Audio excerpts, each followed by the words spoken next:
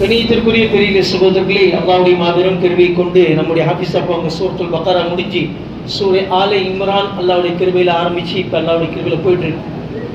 அதுக்கு முன்னாடி இன்ஷா அல்லாஹ் நம்ம நேற்று சூரத்துல் பக்ராவுடைய சிறப்புகளை பற்றி நம்ம கேட்டோம்.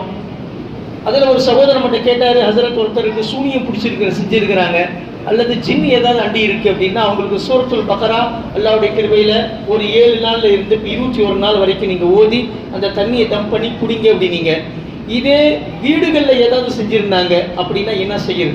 அதாவது வீடுகளில் ஜின் அண்டி இருக்குது அல்லது வீடுகளில் யாராவது வந்து சூனியம் செஞ்சிருக்கிறாங்க அப்படின்னா அவங்களுக்கு என்ன செய்யணும் அப்படின்னா பெரியவர்களே அதே தான். சூரத்துல் பக்ரா காலையில் அல்லாஹ்வுடைய கிருபையில காலையில இருந்து இஷா வரைக்கும் தினந்தோறும் 7ல இருந்து 21 நாளைக்கு ஓதி தண்ணியில டம்ப் பண்ணி பைத்துல் ஹலா இருக்கு பார்த்தீங்களா, டாய்லெட், அதாவது கக்கோஸ், அதை தவிர வேற எல்லா இடத்துலையுமே தெளிச்சு விடணும். சுப்ஹானல்லாஹ், உள்பக்கம் வெளிப்பக்கம் எல்லா இடத்துலையுமே தினந்தோறும் 7 நாள் மினிமம், மேக்சிமம் 21 நாள் இப்படி செஞ்சோம் அப்படின்னா அல்லாஹ்வுடைய கிருபையில வீடுகளில் எந்த பலா முசீபத்துகள் இருந்தாலும், எப்படிப்பட்ட ஜின்னுகள் இருந்தாலும், எப்படிப்பட்ட சூனியம் இருந்தாலும் எல்லாமே அல்லாஹ்வுடைய கிருபையில அல்லாஹ் தஆலா அடியோடு நீக்கிடுவான். பெரியவர்களே இன்னொரு மசலா என்ன அப்படின்னா பல மக்கள் கேட்டாங்க, 4 மசலா இன்னைக்கு நம்ம கண்டிப்பா தெரிஞ்சுக்கணும். என்ன அப்படின்னா முதல் விஷயம், பல சகோதரர்கள் கேட்டாங்க, ஹஜரத் எனக்கு வந்து உடம்பு சரியில்லை, நிரந்தரமான வியாதியா இருக்குது, நான் மாத்திரை போட்டே ஆகணும், வேற வழி இல்லை, கை காலெல்லாம் நடுங்குது, மாத்திரை போட்டே ஆகணும் அப்படின்னா நான் நோன்பு வரத்துக்கு கூடுமா அப்படின்னு சில பேர் கேட்கிறாங்க.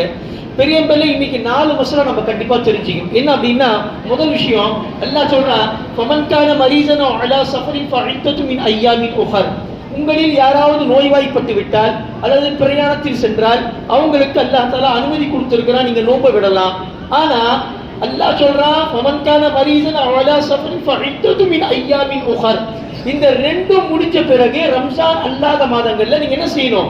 கலா செய்யணும். சுப்ஹானல்லாஹ், என்ன செய்யணும்? கலா செய்யணும். இப்ப தற்காலிகமா ஒருத்தருக்கு ரம்ஜான்ல உடம்பு சரியில்லை, காய்ச்சல் வந்துருச்சு, இல்லை ஏதாவது உடம்பு சரியில்லை, அவர் அதுக்கப்புறம் அல்லாஹ்வுடைய கிருபையில குணமாயிடுவார் இல்லைங்களா? அது நிரந்தரமான வியாதி கிடையாது. அதே மாதிரி ஒருத்தர் பிரயாணத்துல போற ரம்ஜான் மாசத்துல வியாபார ரீதியா, இப்ப ரம்ஜான்ல பிரயாணத்துக்கு போகும்போது ஒரு 4 நாள் 10 நாள் என்ன செஞ்சார்? நோம்பு விட்டுட்டார். அதுக்கப்புறம் என்ன செய்யணும்? அவரு அந்த ரமலான் அல்லாத மாசத்துல எவ்வளவு சீக்கிரம் முடியுது அவ்வளவு சீக்கிரம் கலா செய்யணும். இது ஒரு கட்டம், இது ஒரு இது அல்லாஹ் சொல்றான். இன்னொன்னு என்ன அப்படின்னா நிரந்தரமான வியாதி, இப்போ ஒருத்தருக்கு சுகர் இருக்கு, அந்த சுகருக்கு அவங்க மாத்திரை போட்டே ஆகணும், இல்ல கை காலெல்லாம் நடுங்கும், ரொம்ப ஹை பிபி இருக்குது, லோ பிபி இருக்குது, அவங்களும் டெய்லி மாத்திரை போட்டாகணும், ஏதாவது சாப்பிட்டாகணும், இல்ல கை காலெல்லாம் நடுங்க ஆரம்பிச்சிடும். பெரியவர்களே ஹதீஸ்ல வருது, பெருமாள் சொல்றாங்க, ஒரு மனிதருக்கு நிரந்தரமான வியாதி இருக்குது, அவருக்கு வந்து மறுபடியும் வந்து மௌத்தா போற வரைக்கும் அவங்க அந்த வியாதி இருந்துகிட்டு தான் இருக்கும். அதாவது பெரிய ஜெத் இருக்கிறாங்களே ஷஃபீக் கான் ஹஜரத் தாமத் பர்காத்தும் நவரல்லாஹ் மர்கதும், அவங்களுடைய சம்சாரம், அவங்க கிட்ட ஒருத்தர் கேட்டாங்க, உங்களுக்கு கால் வலி எப்படி இருக்கு அப்படின்னு. அவங்க சொன்னாங்க, கபருக்கு போற வரைக்கும் இது இருந்துகிட்டு தான் இருக்கும் அப்படின்னாங்க. கபருக்கு ஜாயத்தா பாவாங்க நடக்கோ சொன்னாங்க அப்படின்னு சொல்லிட்டா. அது மாதிரி இன்னைக்கு இருக்கக்கூடிய வியாதி எல்லாம் எதுவுமே வந்து அது அறகுறை கிடையாது, எல்லாம் நிரந்தரம் தான். பிபியா இருக்கட்டும், சுகரா இருக்கட்டும், ஹார்ட் பேஷண்டா இருக்கட்டும், கிட்னியா இருக்கட்டும், அல்சர், என்ன வியாதியா இருந்தாலும் எல்லாம் நிரந்தரமான வியாதி. நௌசுபில்லா, நம்முடைய வாழ்க்கையில அந்த பேரெல்லாம் கேள்விப்பட்டதே கிடையாது. அப்படிப்பட்ட வியாதியெல்லாம் இப்ப வந்துட்டு இருக்கு. பெரிய இது மாதிரி நிரந்தரமான வியாதி ஒருத்தருக்கு இருக்குது, நிரந்தரமான வியாதி, அவர் அந்த மாத்திரை போட்டே ஆகணும், மருந்து சாப்பிட்டே ஆகணும், அதாவது கொஞ்சம் கொஞ்சம் சாப்பாடும் சாப்பிட்டாகணும். இல்லை அப்படின்னா அவருடைய வியாதி அதிகமாயிடும் அல்லது அவருக்கு மரணம் ஏற்பட்டு விடும். அப்படிங்கிற ஒரு ஸ்டேஜ் வந்துருச்சு அப்படின்னா டாக்டருங்க சொல்றாங்க அப்படின்னா அவருக்கு அல்லாஹ் தஆலா அனுமதி கொடுக்குறான், நீங்க எப்பயுமே நோன்பு வைக்க தேவையில்லை. சுப்ஹானல்லாஹ், மௌத்தாகிற வரைக்கும் நீங்க நோன்பு வைக்க தேவையில்லை. நிரந்தரமான வியாதி என்ன சிராஜ்? நிரந்தரமான வியாதி ஒண்ணு. ரெண்டாவது ஷேகுன் அஜூஸ், ரொம்ப வயசானவர், கிட்டத்தட்ட ஒரு 70-80 வயசு, வண்டி போனஸ்ல போயிட்டு இருக்கு. இப்ப அவங்களுக்கு வந்து வாலிபோட் ஆக போறாரா, திரும்பி என்ன ஆரோக்கியமா வாரா, இல்ல திரும்பி அவர் வாலிப வயசு வருவாரா? இல்ல, அதாவது மேல போயிட்டு தான் இருக்கும், 70-80 வயசு. இது மாதிரி ஷேகுன் அஜூஸ், ரொம்ப ரொம்ப பலகீனமான வயது முடிந்த வயதான இவங்களுக்கு அல்லாஹ் தஆலா டிஸ்கவுண்ட் கொடுக்குறான், நீங்களும் நோன்பு வைக்க தேவையில்லை. சுப்ஹானல்லாஹ், 2 பேர் நல்லா கேட்கணும். ஒண்ணு நிரந்தரமான வியாதி, எப்பயுமே அவருக்கு உடல் ஆரோக்கியம் திரும்ப அது மௌத்து வரைக்கும் எப்பயுமே மருந்து சாப்பிட்டே ஆகணும். ரெண்டாவது ரொம்ப பலகீனமான ரொம்ப வயதானவர்கள், ரொம்ப வயசானவங்க. இவங்க 2 பேர்த்துக்கு அல்லாஹ் சொல்ற அனுமதி உண்டு, நீங்க நோன்பு வைக்காதீங்க. இப்ப என்ன செய்யணும் அப்படின்னா, அவங்க இந்த ஒவ்வொரு நோன்புக்கு பகரமா ஃபிதியா கொடுக்கணும். ஃபிதியா அப்படின்னா அதுக்கு உண்டான பகரம், பரிகாரம் இல்ல, பகரம். ஃபிதியா அப்படின்னா பகரம், கஃபாரா அப்படின்னா பரிகாரம். இப்ப ஃபிதியா அப்படின்னா ஒரு நோன்புக்கு பகரமா 2 கிலோ கோதுமை. முகமது அலி பாய், ஒரு நோன்புக்கு பகரமா 2 கிலோ கோதுமை 80 ரூபா. என்ன சார் பாய், 80 रुपया एक रोजे के बदले में ஃபிதியா, பரிகாரம், அதனுடைய பகரம், நோம்பினுடைய பகரம் 2 கிலோ கோதுமை உண்டான கிரயம் பணத்தை. கோதுமை கொடுக்க முடியாது. யாரு கோதுமை சாப்பிடறா சொல்லுங்க பார்க்கலாம். கோதுமை எந்த கடையிலுமே பெரும்பாலும் இல்லை, எல்லாமே மாவு தான். எல்லாமே ரொட்டி கூட நீங்க கஷ்டப்படக்கூடாது அப்படின்னு அவனே ரொட்டி எல்லாம் மிஷின்ல போட்டு பேக் பண்ணி கொண்டு போய் தவால போட்டா போதும். பாய் ஒத்தா தூரம் ஆதா பாய், பூரா அட்வான்ஸ் ஸ்டேஜ் மஜா ஆள எல்லாம் மருந்து கிருந்து சக்கரத்தெல்லாம் போட்டு கெமிக்கல் போட்டு எல்லாம் அப்படியே என்ன செஞ்சுக்கிறான், அப்படியே ஒரு 10 மாதிரி செஞ்சிடறான். உருண்டையா கொண்டு போய் நீங்க பேக்கிங் ஓபன் பண்ணி தவால போட்டு எண்ணெய் போட்டா போதும், ரொட்டி ரெடி ஆயிடும். அந்த அளவுக்கு கொண்டு போச்சு. நவுசுபில்லா, எல்லாம் அழிவுக்கு காரணம். இது மாதிரி கோதுமெல்லாம் யாருமே இப்போ வாங்குறது கிடையாது, எல்லாம் காசு தான், அதுக்கு உண்டான கிரயம் தான். ஷரியத்துடைய சட்டமும் அப்படிதான். அந்தந்த காலகட்டத்தில் எது அதிகமா புழக்கத்தில் இருக்குதோ அதுதான் நம்ம செய்யணும். அந்த காலத்துல தானியங்கள் இருந்தது, தானியம் கொடுத்து தானியங்கள் வாங்குவான். இப்பெல்லாம் அப்படி கிடையாது, எல்லாம் பணம் காசு தான். முதலிசா யாராவது பிச்சைக்காரர் திருவிட பார்த்துருக்கீங்களா? அந்த காலத்துல திருவிட ஐயா அம்மா என்ன ஏதாவது பழைய சோறை போடுங்க அப்படின்னு வந்து கேட்பாங்க. அதெல்லாம் யாரு கையிலையும் திருவோடு கிடையாது, எல்லாம் காசு தான் கேட்கறான். அதுவும் இப்பெல்லாம் 1 ரூபா 2 ரூபாய்க்கு மவுசே கிடையாது, 10 ரூபா கேட்கறான். ஒரு முசாஃபிர் இருந்தாங்க, நான் 10 ரூபா அந்த அம்மாவுக்கு கொடுத்தேன். சரி 20 ரூபா கொடுத்தேன், 20 ரூபா வச்சுக்குமா அப்படி சாப்பாடு இது 20 ரூபா கொடுத்தா அப்படி இது 10 இது வச்சு என்ன பண்றது அப்படி 20 ரூபா வச்சு நான் என்ன பண்றதுன்னு கேட்குது. ஏமா அதுக்கு நான் 100 ரூபா உனக்கு கொடுக்க முடியும் அப்படி 20 ரூபாய்க்கு கூட வேல்யூஷன் இல்ல சரி, அது மாதிரி ஆகி போச்சு இன்னைக்கு. ஆக பெரியவர்களே, இப்ப வந்து அந்த காலம்ல மாறி போச்சு. இப்ப வந்து பணம் காசுடைய புழக்கம் தான் அதிகம். அதனால ஒரு நோம்புக்கு பகரமா 80 ரூபா 2 கிலோ கோதுமைக்கு உண்டான காசு இல்லாதப்பட்ட ஏழைக்கு நீங்கள் அல்லாஹ்வுடைய கிருபையில ஞாபகம் இருக்கு எனக்கு அப்படின்னா நான் கொடுத்துருவோம் பாய், எனக்கு ஞாபகம் இருக்கு அப்படின்னா டெய்லி கொடுக்கணும், தினந்தோறும் கொடுக்கணும். இல்ல பாய் நம்ம சகராஜ் மறந்துடுவோம் பாய், நமக்கெல்லாம் ஞாபகமே இல்லை பாய் அப்படின்னா 30 நாள் கணக்கு போட்டு 80 ரூபா உங்கள்கிட்ட 24 2400 ரூபா அப்படியே ஒரு இல்லாதப்பட்ட ஏழைகளுக்கு கொடுத்துருங்க. தனியாவும் கொடுக்கலாம், பிரிச்சு கூட கொடுக்கலாம், அது உங்க விருப்பம். ஆனா இந்த ஃபிதியா அப்படிங்கிற பகரம் அப்படிங்கிறது 2 பேர்த்துக்கு மட்டும் தான் ஜாயிஸ். ஒன்னு ரொம்ப வயசானவங்க, 2வது நிரந்தரமான வியாதிஸ்தர். இந்த 2 பேர்த்துக்கு மட்டும்தான் இந்த ஃபிதியா அப்படிங்கறத கொடுக்கணுமே தவிர இதை தவிர மற்ற யாருக்குமே கொடுக்கறது கூடாது. சரி, இது 2 மசலா ஆயிடுச்சுங்களா? இன்னும் 2 மசலா என்ன அப்படின்னா சீக்கிரம் முடிச்சிருவோம். இப்ப பெண்கள் இருக்கிறாங்க, பெண்கள் வந்து கர்ப்பமா இருக்கிறாங்க. பல பெண்கள் கேட்கிறாங்க, கர்ப்பமா இருக்கும் சமயத்துல அந்த பெண்களுக்கு நோன்பு வைக்க முடியுமா? ஒரு நோம்பு முதல்ல வைக்கணும்.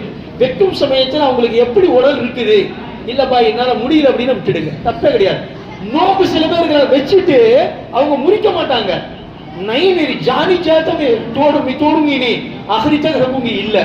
அல்லாஹ் சொல்றான், லா யுகல்லிஃபுல்லாஹு நஃப்ஸன் இல்லா உஸ்ஆஹா. எந்த ஒரு ஆத்மாவையும் சக்திக்கு மீறி சங்கடத்தில் ஆழ்த்துவது கிடையாது. முடியலையா நோம்பு முடிச்சிரு, தப்பே கிடையாது.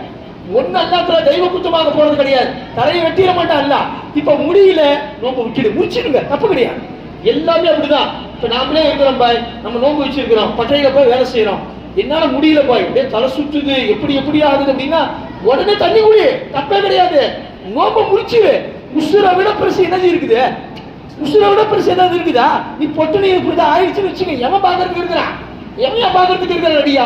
அதனால நம்ம நோம்பு வச்சிருக்கிறோம், நமக்கு உயிர் போற மாதிரி அப்படியே தலை சுத்தல் இருக்குது, நம்ம உடலுக்கு நம்ம உயிருக்கு ஒரு பெரிய ஆபத்து வர மாதிரி நமக்கு ஒரு ஃபீலிங் இருக்குது, தலை சுத்துற மாதிரி இருக்குது, மயக்கமா இருக்குது, தொண்டையெல்லாம் காயுது, அப்படியே ஒரு பயங்கரமான நிலைமை, வியாதி ஆயிடுவோமோ அப்படிங்கிற ஒரு நிலைமை வந்துருச்சு அப்படின்னா நீங்க நோம்பை வைக்கக்கூடாது. அல்லாஹ் சொல்ற நோம்ப முறி அப்படிங்கிறான், நோம்ப முறிய அப்படிங்கிறான் அல்லாஹ். அது மாதிரி அல்லாஹ் அனுமதி கொடுக்குறான். அது மாதிரி இப்போ ஒரு கர்ப்பிணி பெண் இருக்கிறா, அவங்க முதல்ல ஒரு நோன்பு வைக்கணும், வச்சு பார்க்கணும். அவங்க உடம்பு சரியா இருந்துச்சு அப்படின்னா கண்டினியூ பண்ணலாம்.